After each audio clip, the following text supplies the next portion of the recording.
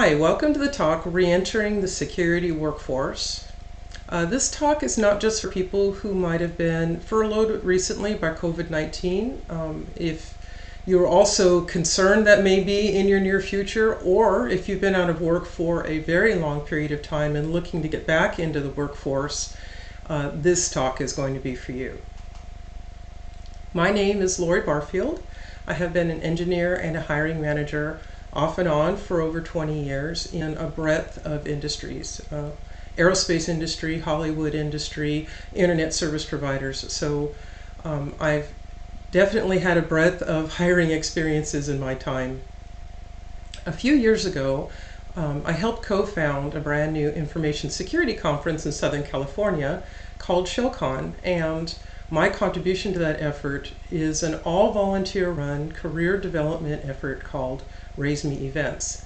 This talk is a distillation of what we've learned over the years, helping people break into information security and helping people return to work who may have been out of the workforce for a while.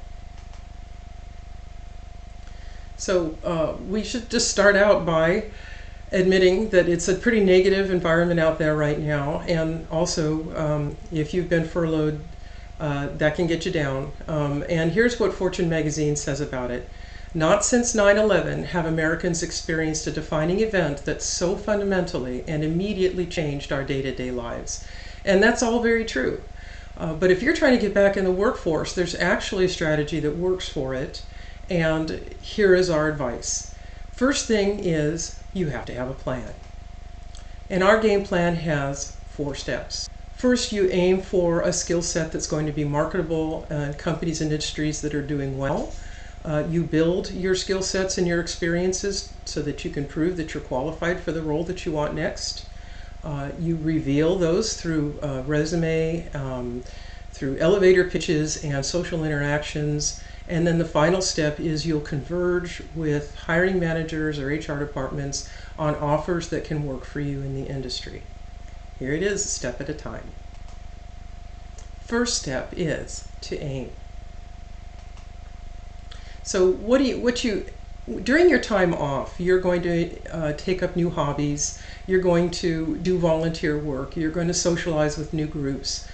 And what we're suggesting is that you just target those to your next career position so that when your personal life signals to you it's time to go back to work, or when that job that you've been looking for finally becomes available, you've already got to start on that new career.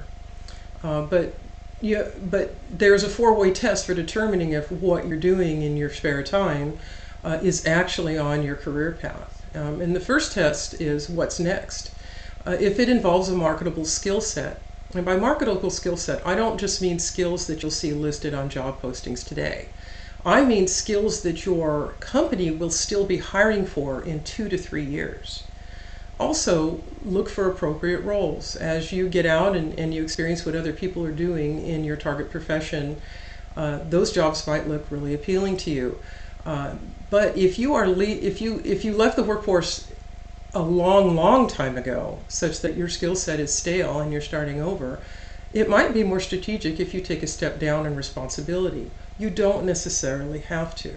But if you do, you'll find that you have more time to focus on your own technical work. If you're not a senior person or a manager or in charge of projects, then you won't be responsible for other people's productivity and for getting projects done on time as much as your own work and your own learning. The second test about where to aim is to check if you don't have any plan about where to go, if you don't want to return to the previous company you work for, if you really don't know where to start, then we suggest that you look at strong industries and growing companies. At least narrow it down that far. So in COVID-19, there are new trends that have emerged, and so at least for the time being, the recommendation that Gartner makes is one of the things that they point out is that companies have been hurt pretty bad by having their workforce impacted by COVID-19, and they're learning the hard way how valuable automation is. So automation is definitely a hot skill set right now. But they've also targeted, and this was true before COVID-19, almost anything to do with cloud. Emerging technologies they're listing as general data protection, technology integrations, and artificial intelligence. The core has never changed, though, for security. It's cybersecurity, applications, and network. So up and down industries. The worst affected industries right at this moment may not be as impacted when you're looking for work. So please do your own research. But all of the sources for this data are in the last slide in my talk, if you'd like to see what I found, which was true as of the writing of this talk. Industries that have been hit very hard: leisure and hospitality, education, health and government workers, manufacturing, construction. They're all suffering right now. Now, it doesn't mean that they're not doing some hiring, and it doesn't mean there aren't companies there that are doing well. But if you have to pick one from scratch, you might as well pick an industry that's doing really well. And Forbes had an offer. Forbes had something to offer to answer that question. They list pharmacies, teleworking software, tech support, and grocery stores as growth industries right now. And remember, if chains that are sufficiently large enough will have very large IT efforts. And so if you're in a technology career, you don't need to just target technology industries and technology companies.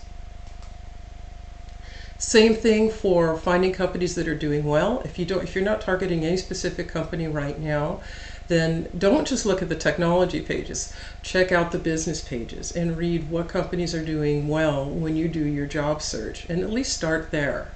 These resources are in the back, but they're going to get out of date really fast. Third place you can look for companies that are hiring is at meetups. Look for the sponsors that sponsor events. You know they're doing hiring. You know they're targeting people like you because you're attending those events. On meetup.com, companies, you can get on company mailing lists and they've got free webinars. And then conferences like this one. Be sure you speak to all the sponsors that are doing hiring. Now, just because a company's doing well and just because it's hiring right now doesn't mean it's the right place for you. So for any company that you're going to interview with, I suggest you do all the research that you can and build up a list of questions for the interview. And here is a list of free places on the internet where people will give you the inside scoop about what it's like to work for these companies and what the job positions are and what's available. I'll read them real quick. LinkedIn, Glassdoor, Kununu, Facebook, Paysa, Indeed, Blind, Hire, and Crunchbase. And this isn't even an exhaustive list. Be sure to look through all of those before you go meet with any companies. The second step in our game plan for returning to work after being furloughed is to build your qualifications. And there are two kinds of qualifications you build up in general. You build up conventional qualifications and you build up unconventional ones. Conventional qualifications are things like college degrees. Certificate programs are usually offered out of colleges and universities, but they focus just on a single technology or a cluster of similar technologies. Industry and vendor certifications and training.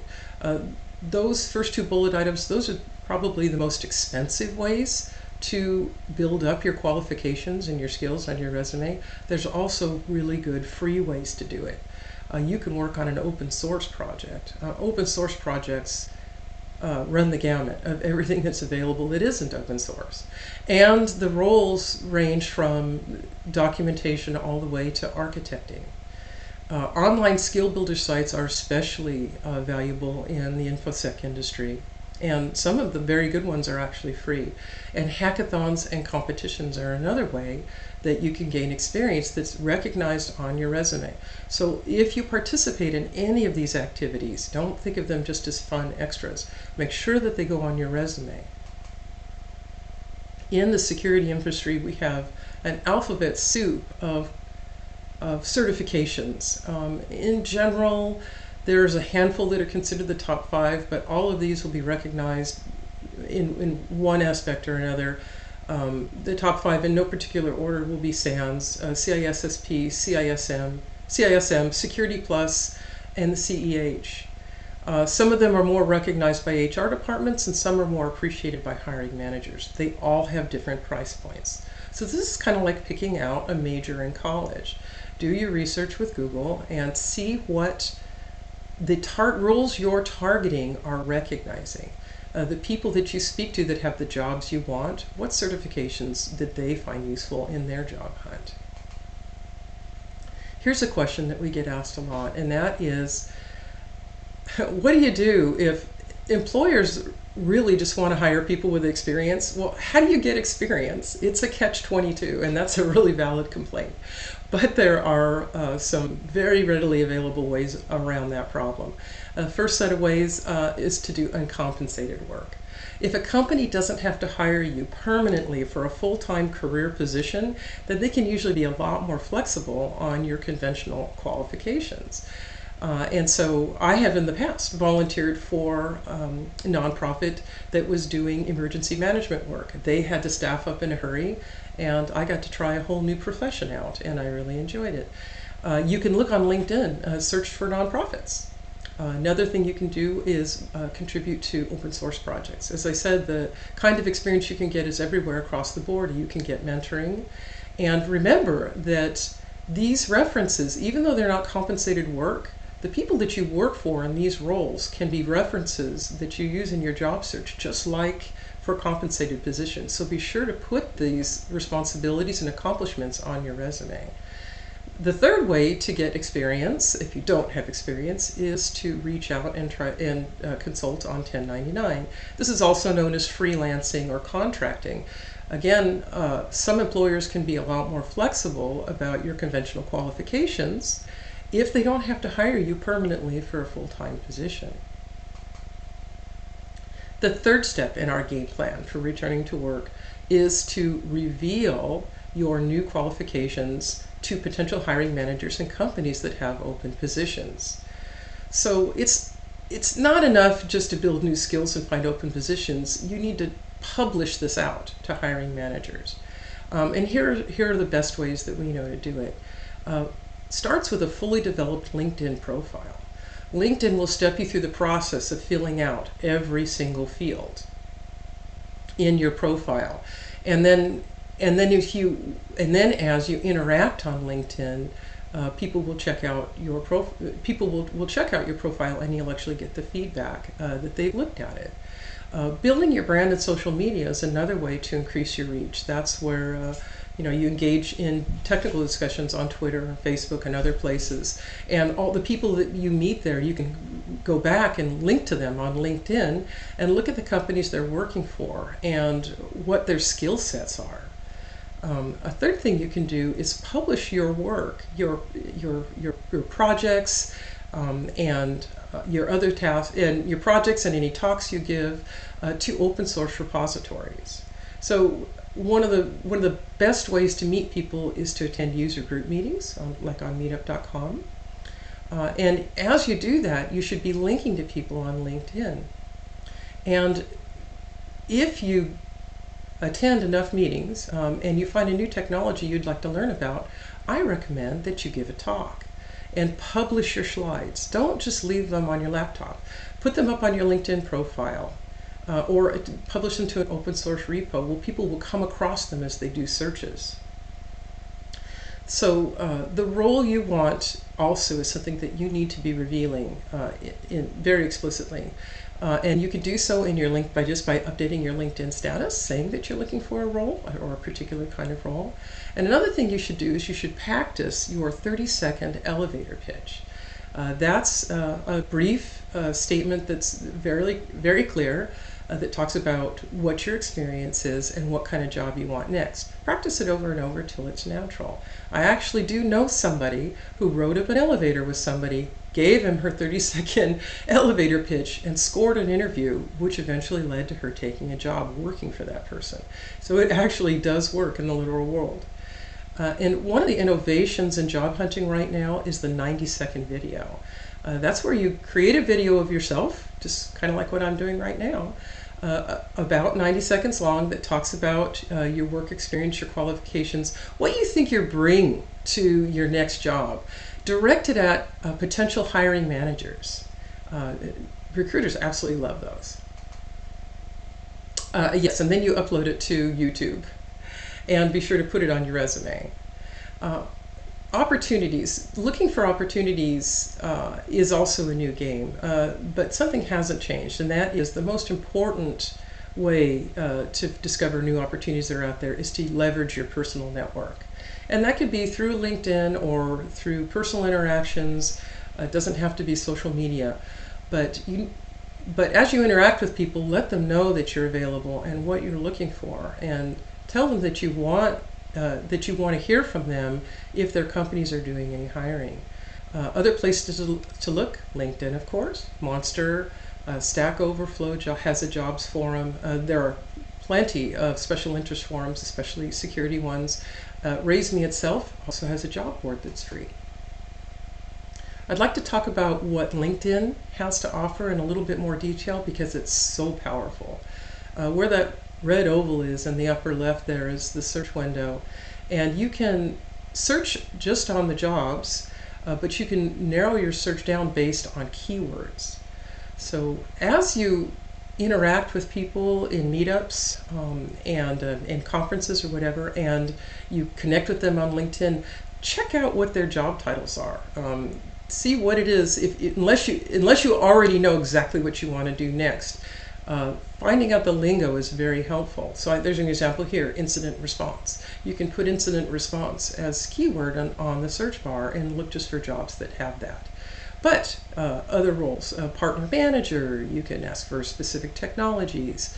If there's something about a job that's very important to you that isn't actually anything to do with the title or the technology, you can also use that to narrow the search down. And one example I give here is stock options. If you've always wanted a job that had stock options, you could throw that on there as another keyword on the search bar, and it will only return jobs that have that as the keyword. The last tip I want to give you about using LinkedIn is the keyword returnship. The last time I did the search on LinkedIn, 385 matches came up for open positions for returnships in the United States. A returnship is a role that's specifically meant for people who have been out of the workforce for a while. And the last thing that I find really useful about LinkedIn is that it has a custom alerting system. I have a returnship alert set up so that I get a fresh email every time someone posts a new job with that keyword. So people that want to break into the security, where they call it breaking in, but it's really just moving over sideways into security from related industries, I wanted to show you an example about how natural that is. This is a real person used with his real permission. This is his LinkedIn profile. He started out in 2006, about 14 years ago, as a senior system administrator, working for a pretty large operation. And he moved up in the ranks in responsibility within that realm. So he started as a senior system administrator, then he went to a little bit smaller company that was still a big company as a principal engineer, and then he parlayed that into a director of operations position for a younger company. And from there, he went to a global giant to become director of DevOps. And because security has been a part of his career going all the way back to when he was a system administrator, he was able to next convert that into a senior director of technology, operations, and security role. And this is actually very natural to move from network engineering or programming or system administration or other SRE roles into DevSecOps or pure security roles. So the most important tool that you will have in returning to work is going to be your resume. And a return to work resume is special. It needs other things on it that a regular resume doesn't have to have. And also I want to address the issue that a lot of times writing a resume is just such an onerous task that it actually inhibits people from going back to work, the idea of writing the resume. And so here's how to beat that. Don't start by writing a final version of your resume. Start by writing a narrative that's like just paragraphs talking about the different roles you've had. Go all the way back to your paper route in high school. List all of your academic accomplishments, any personal projects you've had at home. Just long paragraphs. Don't worry about your grammar or your spelling, just get it all down. This will be a long document, but resume development is a process with a purpose. The further you go back, the more you're going to find things in your professional history that help prove the case that you're qualified for the next job that you want. So once you finish this narrative, now you convert it to a master resume. And a master resume, it's an important step because it makes the process of creating targeted resumes really simple. The raster resume looks like this. It's the same content that's in your original narrative, but each line, each sentence in your narrative, you're going to convert to at least one bullet item. And the bullet items should be written in language that a hiring manager will understand. And in your master resume, try to be as objective as possible. Use numbers where numbers count. So where in your narrative you might have said something like, I did user support for an aerospace company. In your master resume, you'll say, I supported 50 users on Windows 10 with 25 Linux servers, or something like that. Quantify it so that people understand the scope of your challenges. Now, this master resume is going to be very long. Don't worry about that. Get it all out. Could be 10 pages, could be much longer than that if you've had a long career. Just get it all there and convert it to bullet items. Because what you're going to do next is create a targeted resume for every role you respond to. So going back to LinkedIn in your search window, you pull up a job that has the things you want, the job title that sounds about right, skills, you have maybe a good skills match, you wanted stock options, that one came up. So take a look very closely at that job posting. There will be several lists of bullet points of what the hiring manager and the HR department are looking for. Some of those are pie in the sky, and some of those are must-haves. But every one of them is a tool, is a lever for you. Go back to your master resume and pull all of the bullet items over that match or answer those requirements that are given in the job posting. Even if it's not an exact match, just include the bullet item that's the same thing you would talk about in the interview. So if they're looking for a particular kind of experience with a certain technology, say they want somebody experienced with Splunk, go find all of your Splunk stuff. If you haven't used Splunk, then find something similar and bring that over. In this way, the targeted resume almost writes itself. There's only two other things you have to do. First thing that you have to do after all the bullet items are in place is you need to write a summary at the top that's 1 or 2 lines that's kind of like your elevator pitch. It's who you are, what you're looking for next, and make sure that it would resonate with the hiring manager. If you really want to work in the Hollywood industry, and that's a Hollywood company, then put that at the top of the resume, that you want to work in the Hollywood industry. If you want a senior role, if you want a junior role, whatever role on the team that you're targeting, specify that too, if it matches what's in the job posting.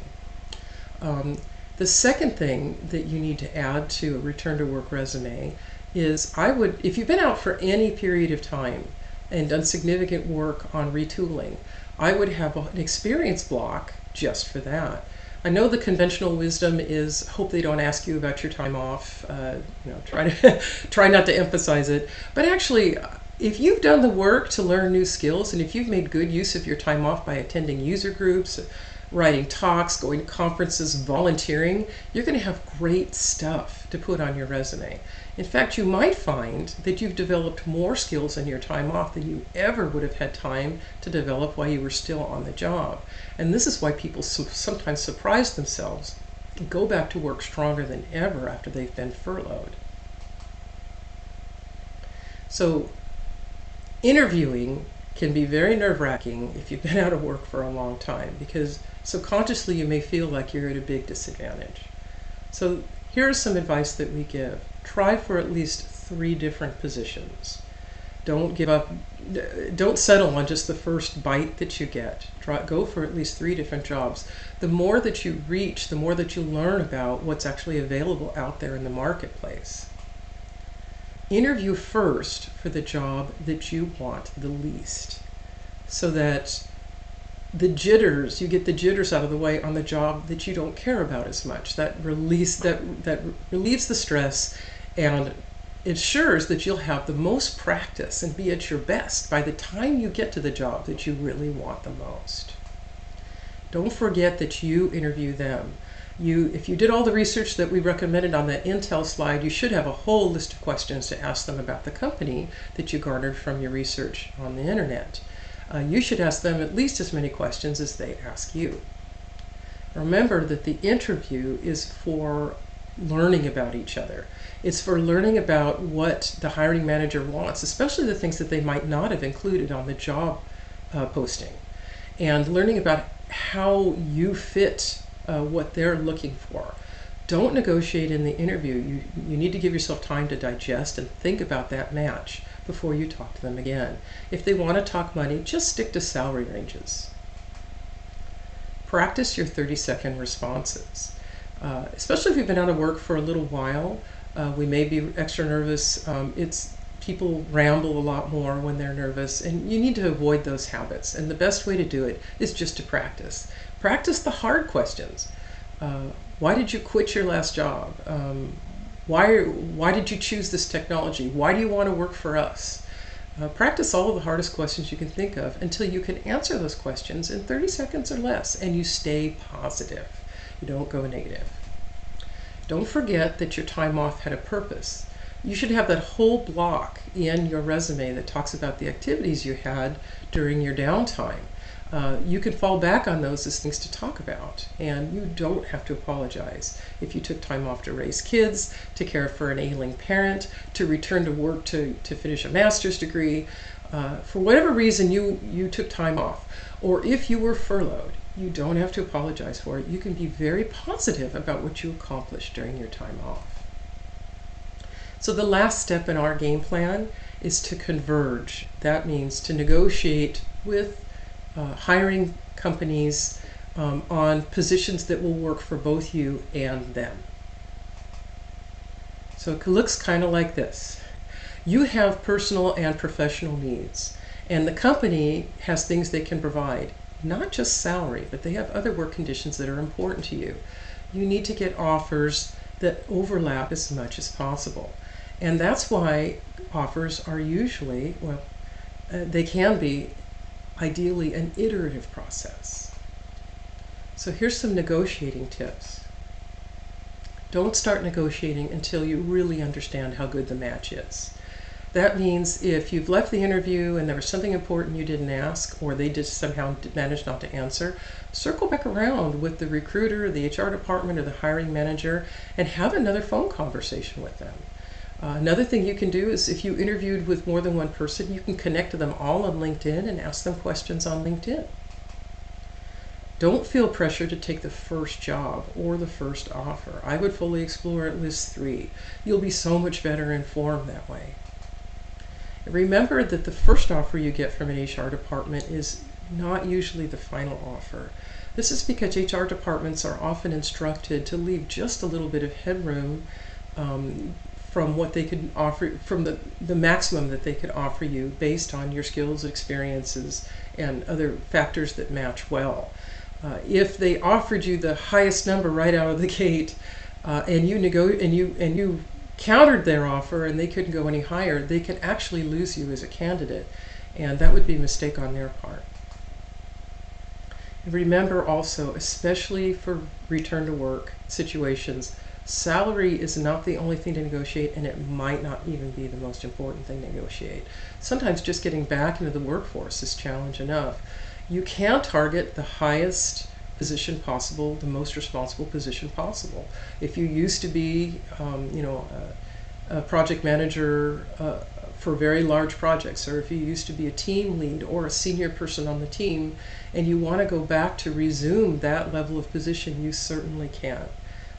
But this also might be a good time to consider taking a step down in responsibility so that you can enjoy some time to just do your own work and not be responsible for other people's productivity, getting projects done on time or under budget. Focusing on your own career for a little while can give you a lot more momentum in the long run. And remember, if you're going back to work for a company that's doing well in an industry that's growing, then your salary is going to catch up really quick anyway. So here are some things you can negotiate for that aren't salary. And remember, if you have to compromise on something you think is important, you can always ask for something else. And these are just some ideas. I'll read them quickly. Signing bonus. You can come in with a vacation balance or accrual. Some companies have sabbaticals. You can negotiate for flex time or a certain work schedule that works for you. Sometimes that's worth a lot more than money. Training and certifications. Companies will not only cover certifications, sometimes they will let you study on the clock. Conference attendance. You can come to this conference for free next year, perhaps. Tuition and books if you want to go to school. We talked about things like stock options. And then there's other things that might be real personal to you, like the ability to bring your pet to work. All things are negotiable. So here's my call to action. It's pretty negative out there.